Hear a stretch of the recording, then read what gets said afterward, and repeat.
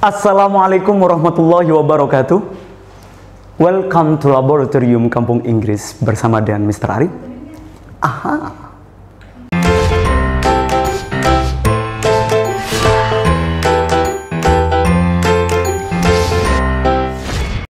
Oke, teman-teman, berjumpa lagi bersama saya, tapi dengan tema yang berbeda. Hari ini saya akan membawakan tema ialah verb. Verb ini adalah paling pokok dalam sebuah kalimat. Maka perlu kita mempelajari apa sih verb itu. Kalau dilihat dari sudut pandang definisi, verb adalah kata yang digunakan untuk menyatakan aktivitas atau keadaan. Kata kerja di sana itu menggambarkan sebuah keadaan atau menggambarkan sebuah aktivitas. Sebuah aktivitas berarti kata kerjanya itu memang bisa dilihat. Seperti misalnya sleep, tidur, eat, makan, study, belajar. Bisa dilihat memang pekerjaannya. Tapi kalau udah berkenaan dengan keadaan, berarti kata kerjanya di sana sudah tidak bisa dilihat secara kasat mata. Forget, lupa. Bisa nggak kita melihat orang itu sedang lupa? Nggak bisa dong. Love, mencintai, bisa nggak? Nggak bisa cinta itu. Bisa mister, dari gelagatnya. Nggak bisa. Gelagat itu kadang salah, ya nggak? Hate, benci. Nggak bisa orang ini melihat, oh ini orang lagi benci. Orang ini lagi benci sama saya. Cukup dilihat dari kata kerjanya. Dari dua kata kerja itu, baik yang melambangkan suatu aktivitas ataupun melambangkan suatu keadaan, itu adalah definisi dari verb. Lantas bagaimana pembagian verb itu, mister? Ternyata teman-teman, verb itu dibagi menjadi dua. Tergantung dari sudut pandang mana teman-teman mau melihatnya. Kalau teman-teman melihat dari sudut pandang bentuknya, berarti based on its form, berarti dilihat dari sudut pandang bentuknya, maka verb dibagi menjadi tiga. Sedangkan based on its position, berdasarkan posisinya, habis ini akan saya jelaskan, dibagi menjadi dua juga. Dibagi menjadi dua. Satu persatu saya akan jelaskan dari mulai based on its form. Verb berdasarkan bentuknya. Bagaimana sih verb berdasarkan bentuknya? Verb berdasarkan bentuknya dibagi menjadi tiga, teman-teman. Yang pertama, infinitive verb. Infinitive form atau present form itu dibagi menjadi dua. Infinitive form, ada yang pertama to infinitive, yang kedua bare infinitive, yang ketiga additional infinitive. Tentu akan kesusahan ya teman-teman mempelajari istilah-istilah tanpa tahu arti. To infinitive, bare infinitive, additional infinitive, saya nggak pernah mendengar, mister, istilah-istilah itu. Sebenarnya teman-teman, to infinitive teman-teman udah sering jamak ketemu dalam bacaan-bacaan. To infinitive itu apa sih? To ketemu verb satu, itu to infinitive. Bare infinitive itu gimana? Mudahnya verb satu, itu bare infinitive. Verb murni, verb yang belum ketambahan apapun. Bagaimana kalau additional infinitive? Additional infinitive itu verb yang ketambahan s atau es. Nah, itu additional infinitive. Contoh yang to infinitive jadinya to study, to sleep, ya. Bare infinitive berarti nggak usah to dong, langsung verb satunya saja. Study, sleep, eat. Itu yang bare infinitive, verb murninya memang. Bagaimana kalau additional infinitive? Additional infinitive dari bare infinitive di sana, verb murni, verb satu itu tinggal tambahkan s atau es. Contohnya, study jadinya studies, sleep jadinya sleeps, es. Itu nama dari additional infinitive. Jadi istilahnya mulai biar agak keren ganti additional infinitive. Biar agak keren gitu ya. Nah, yang kedua, past form. Bentuk past. Bagaimana kalau dilihat dari sudut pandang bentuk? Kalau tadi present form, sekarang past form. Kalau dilihat dari sudut pandang past form, bentuk yang pas, Mudahnya pas itu verb berapa sih? Iya, betul sekali teman-teman, verb 2. Kalau dilihat dari verb 2, verb itu dibagi menjadi 2. Ada reguler, ada irregular. Reguler itu apa, Mister? Kalau dari sudut pandang makna, reguler itu beraturan, ya enggak? Irregular enggak beraturan, sama. Jadi bentuk pas atau bentuk verb 2 ingin menjadikan dari verb 1, ingin membuat kata dari verb 1 menjadi verb 2, ada yang beraturan. Bagaimana yang beraturan? Tinggal tambahkan D atau ED. Ya, study jadinya studied, walk jadinya walked. Tinggal seperti itu aja. Bagaimana kalau irregular, Mister? Kalau irregular, maka mau nggak mau teman-teman melihat kamus. Kamus kan banyak, Mister. Kamus yang mana? Maka saya sarankan silakan teman-teman bisa lihat Oxford. Tapi yang dictionary. Ya, lihat teman-teman di sana bagaimana Oxford mengatakan. Misalnya go. Kalau teman-teman lihat di Oxford, ntar verb 2-nya go itu berupa when. Misalnya it. Kalau teman-teman lihat di Oxford, bukan eated, bukan, tapi ate. Nah, maka mau nggak mau teman-teman jangan main feeling di sini. Irregular, teman-teman bisa lihat sendiri di Oxford, ya, di bagian akhir sendiri itu ada irregular verb. Apa saja irregular verb itu? Nah, bagaimana yang ketiga? Yang ketiga ada participle form. Bentuk participle. Participle itu dibagi menjadi 2. Ada present participle, ada past participle. Mister, istilah lagi ini, Mister. Mudah, teman-teman. Present participle itu verb 1 ketambahan ing. Contohnya, Mister, tadi verb 1 study. Kalau ingin dijadikan present participle jadinya iya, studying. Duduk, sit. Kalau dijadikan participle, iya, sitting. Eat. Kalau dijadikan participle, iya, eating. Tinggal dijadikan verb ing saja. Itu participle. Present participle. Bagaimana kalau past participle? Kalau past participle, maka ini verb 3. Misal tadi past participle study jadinya apa? Studied, kan gitu ya. Go, verb 3-nya apa? Gone. Nah, verb 3 di sini istilah bahasa Inggrisnya itu ialah past participle. Kalau kita menyebutnya dengan verb 3 kan ya. Drink misalnya, kalau verb 3-nya apa? Drink, drank. Itu kalau verb 2-nya. Tapi kalau verb 3-nya drunk. Beda di sini ya. Loh, ini berarti masuk yang irregular juga ya berarti ya. Yang nggak beraturan. Ya, harusnya kan drinket kayak gitu ya. Kalau yang beraturan. Tapi kan nggak ada istilah drinket kayak gitu itu. Ya. Sekali lagi, lihat di Oxford. Kalau tadi verb berdasarkan bentuk dibagi menjadi 3 itu ya, ada present form, past form, dan ada participle form. Maka verb berdasarkan posisi, kedudukannya, berdasarkan posisi atau kedudukannya itu dibagi menjadi 2. Ada ordinary verb, ada auxiliary verb. Apa itu ordinary verb dan apa itu auxiliary verb? Ordinary verb atau verb ordinary adalah main verb atau kata kerja utama.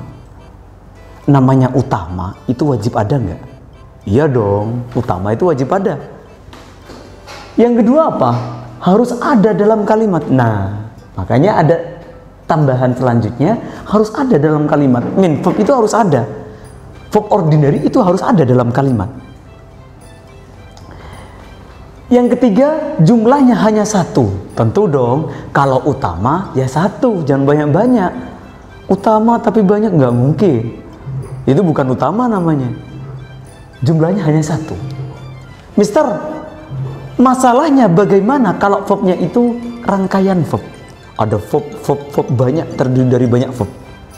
Maka jika verb lebih dari 1, pastikan verb ordinary itu yang paling kanan.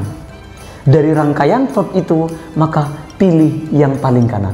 Misal nih, ini verb. Verbnya ada 4 rangkaian, katakanlah kayak gitu.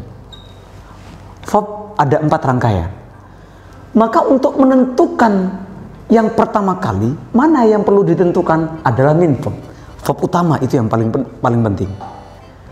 Untuk menentukan min verb, gimana? Lihat rangkaian yang paling kanan. Ini dong. Nah, ini min verb atau verb ordinary.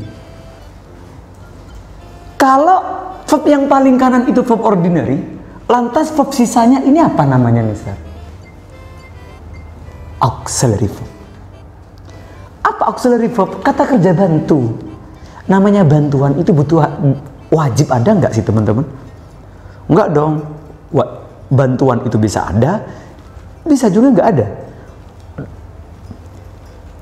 Yang kedua, tidak harus ada dalam kalimat. Makanya bantuan tidak harus ada dalam kalimat. Boleh ada, boleh enggak. Ini jumlahnya boleh lebih dari 1. Kalau verb ordinary jumlahnya hanya 1, sedangkan kalau verb auxiliary jumlahnya lebih dari 1. Bantuan itu kan boleh datang dari manapun. Berapapun bantuan yang datang itu nggak apa-apa, justru lebih baik, kan seperti itu. Nah, ada ordinary verb dan ada auxiliary verb. Teman-teman udah tahu berarti ya. Berarti ini sisanya sebagai apa? Verb auxiliary. Ini auxiliary, ini verb auxiliary, juga yang ketiga verb auxiliary. Beres ya? Mister, misalnya nih, verbnya di sini ada 3. Maka ordinary yang mana? Ya, ini yang ordinary berarti. Ganti ya. Yang 2 berarti verb auxiliary. Ganti Mister, verbnya ada 2. Maka ordinary yang mana? Ganti, ini yang ordinary. Yang pertama berarti verb auxiliary. Kalau verbnya cuma 1 Mister, nah berarti ini satu-satunya. Verb pasti berupa verb ordinary, karena verb ordinary itu wajib ada. Sudah ya? Mister, auxiliary verb itu ada banyak tak Mister? Verb auxiliary itu ada 3 teman-teman. Ada anggota be, ada anggota do, dan ada anggota have. Keluarga be apa saja? Be, is, am, was, were, been, being, itu keluarganya. Ini harus hafal teman-teman. Coba diulang. Be, is, am, was, were, been, being. Oh mantap teman-teman. Do sekarang. Apa saja anggotanya? Do, does, did. Apa saja anggotanya? Do, does, did. Yang ketiga ada have. Apa saja anggotanya? Have, has, had. Apa saja? Have, has, had. Anggota be di sini ini verb 1. Is, am, ini yang disebut dengan additional verb atau yang disebut dengan verb 1 as. Was, were, ini yang disebut dengan past form. Apa past form tadi? Iya, verb 2. Jadi verb 2 nya be itu apa? Was, were. Been, ini yang disebut dengan participle. Past participle tepatnya. Apa past participle? Iya, verb 3. Being disebut dengan apa tadi? Iya, present participle atau yang disebut dengan verb ing. Jadi ingat-ingat, verb 1-nya be apa? Be. Verb 1 ss-nya be apa? Is, am, Verb 2-nya be apa? Was, were. Verb 3-nya been. Verb ing-nya being. Do, does, ini apa Mister? Verb 1, verb 1 sas. Did berarti verb berapa? Iya, past form, verb 2. Have, has berarti verb 1, verb 1 sas. Had-nya apa berarti? Iya, betul sekali teman-teman. verb 2. Teman-teman, tadi ya teman-teman sudah sangat paham betul apa itu verb auxiliary. Macam-macam verb auxiliary itu apa saja, Mister? Tadi saya sebutkan ada 3. Coba sebutkan apa saja itu. Anggota be, apa saja anggota be? Be, is, am, are, was, were, been, being. Mantap. Anggota do, apa saja anggota do? Do, does, did. Ya. Have, apa saja anggota have? Ya, have, has, had. Jadi verb auxiliary dibagi menjadi ada anggota be, ada anggota do, ada anggota have. Nah, saya sebutkan cuma 3 saja karena teman-teman biar cepat hafal. Ada satu lagi teman-teman yang belum saya sebutkan. Apa itu? Ya, modal. Modal itu juga masuk bagian verb auxiliary. Mister, modal itu apa? Apa saja jenis-jenisnya modal? Ntar lebih lengkapnya biar dijelaskan di bagian modal. Tapi kita kenali dulu, apa saja sih modal itu? Modal itu teman-teman can, could, may, might, shall, should, must, will, dan ada would. Dan masih banyak lagi ntar teman-teman. Tapi sementara teman-teman hafalkan yang ini dulu. Can, could, may, might, shall, should, must, will, would. Itu yang paling sering keluar. Nah, ini bagian dari verb auxiliary. Yuk, kita analisis teman-teman dalam contoh. Skoya will have been studying English. Kira-kira verbnya mana saja? Will have been studying. Yang paling penting di bagian verb auxiliary atau verb ordinary? Iya, verb ordinary itu yang paling penting. Verb ordinary dulu cari, karena itu main verb. Verb ordinary menentukan yang mana? Lihat yang paling kanan. Oh, berarti ini verb ordinary. Sisanya apa berarti? Sisanya berarti verb auxiliary. Verb auxiliary. Verb auxiliary. Verb auxiliary. Berarti sisanya verb auxiliary, teman-teman.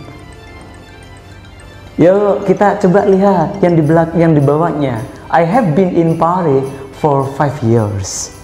Kira-kira teman-teman verbnya mana saja? Iya, betul. Have been. Ada 2 verb berarti ya. Kita lihat. Yang paling penting apa? Verb ordinary. Cari dulu verb ordinary-nya.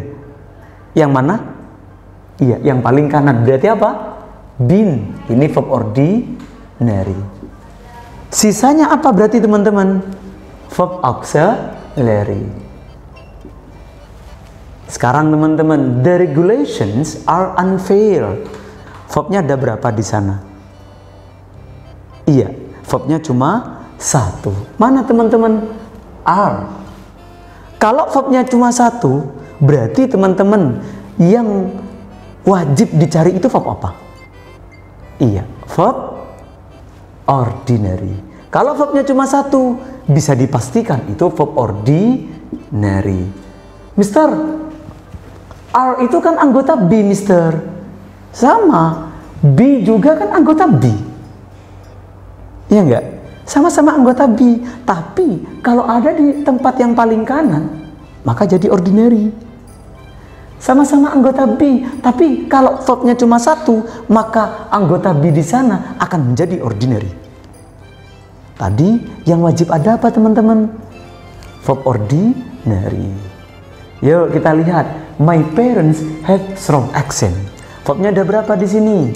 1. Mana? Have. Kira-kira teman-teman auxiliary apa ordinary? Iya. Ternyata teman-teman, karena cuma satu, sama kasus yang kayak tadi, berarti ini auxiliary apa ordinary? Iya, verb ordinary, karena cuma satu-satunya verb, bisa dipastikan itu verb ordinary. Ingat ya, jangan hanya fokus sama ini aja. Fokus juga, verbnya ada berapa. Kalau satu, udah pasti ordinary. Walaupun anggota dari ini, maka udah bisa dipastikan itu verb ordinary. Gitu ya teman-teman ya. Nah, teman-teman ngomong-ngomong soal verb ordinary itu dibagi menjadi dua. Ada verb transitif, ada verb intransitif. Transitif verb adalah verb yang membutuhkan objek, sedangkan verb intransitif adalah verb yang tidak membutuhkan objek. Tidak membutuhkan objek di sini. Satunya membutuhkan objek. Gimana, Mister? Habis ini saya jelaskan lebih lengkapnya. Teman-teman, mohon maaf karena saya harus mengakhiri perjumpaan kali ini. Tapi Mister transitif, intransitif masih belum Mister terangkan.